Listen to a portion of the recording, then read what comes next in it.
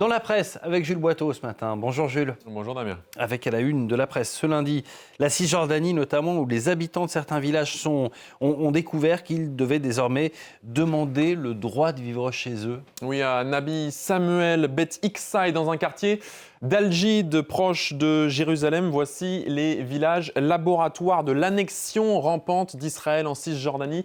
Selon le journal La Croix aujourd'hui, depuis début septembre, les autorités israéliennes y imposent un permis de résidence temporaire qui n'a été accompagné d'aucune justification officielle. Cette demande s'appuie sur un décret qui a intégré ces villages à la Sim Zone, la zone de jonction, la zone que vous apercevez en bleu sur cette carte. Et de fait, par ce décret, la surface de cette zone a augmenté et impose de nouveaux contrôles invasifs à la population palestinienne. Pire, des habitants de Beth Iksa doivent même pointer sur une application mobile à chaque fois qu'ils quittent ou qu'ils reviennent à leur domicile. C'est un apartheid électronique que ces habitants disent subir, décrivant un quotidien de plus en plus difficile, marqué par les restrictions de mouvement et l'éloignement des services de première nécessité. Le but, faire monter l'inquiétude des populations et les pousser à fuir, selon les experts interrogés ce matin par La Croix, en particulier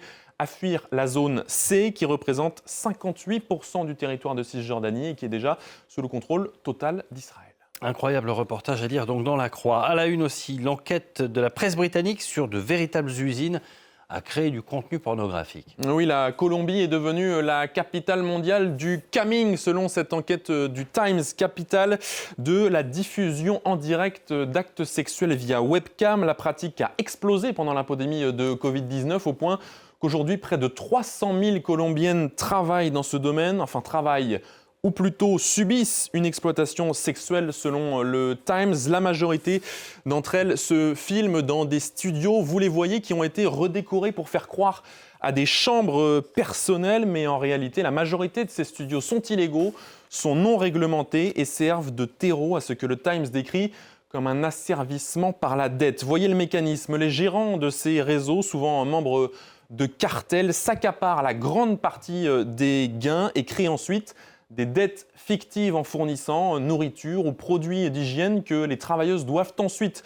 rembourser. Des amendes sont même prévues si les actrices ont manqué de bonne volonté, selon le jugement très arbitraire de ces gérants. Mécanismes pour accentuer le phénomène de dépendance. Exemple aussi à Cucuta, où un immeuble de 8 étages est utilisé pour cette exploitation. Dans chaque chambre, les travailleuses du sexe se relaient 24 heures sur 24 pour des clients, la plupart du temps aux États-Unis ou en Europe. Vous pensez regarder des actrices porno, interpelle le Times dans cette enquête. Vous regardez en réalité des esclaves sexuels. Ouais, ça fait froid dans le dos. À la une de la presse aussi, Jules, dans la presse sportive, une pratique qui prend de l'ampleur en NBA, celle du jeu d'échecs. Elle passionne de plus en plus de joueurs de la Ligue de basket nord-américaine. Oui, des joueurs qui utilisent les échecs pour leur vertu sur l'entraînement du cerveau. Victor Wembanyama par exemple, Derrick Rose ou Giannis Antetokounmpo, de plus en plus de stars de la NBA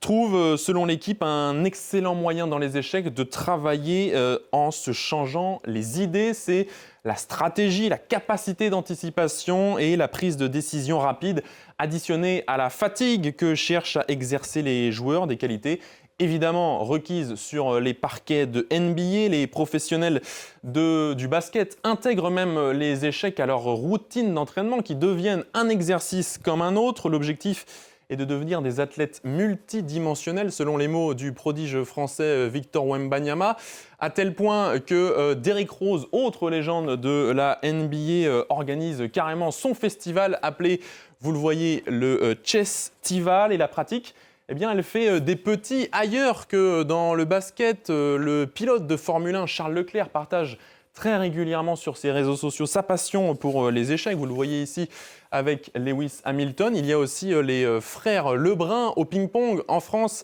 qui utilisent les échecs entre deux points de ping-pong pour travailler, vous le voyez, la coordination œil-cerveau. C'est un total renouveau porté par les sportifs de haut niveau qui touchent les échecs, jeux millénaires, qui prouvent peut-être que c'est bien dans les vieux pots qu'on fait souvent les meilleures confitures. Ouais, et ça n'a pas forcément marché la nuit dernière pour Victor Wembanyama. Je sais qu'en bon amateur de basket, Jules, vous avez suivi cette première défaite des compliqué. Spurs, contre-performance contre Phoenix.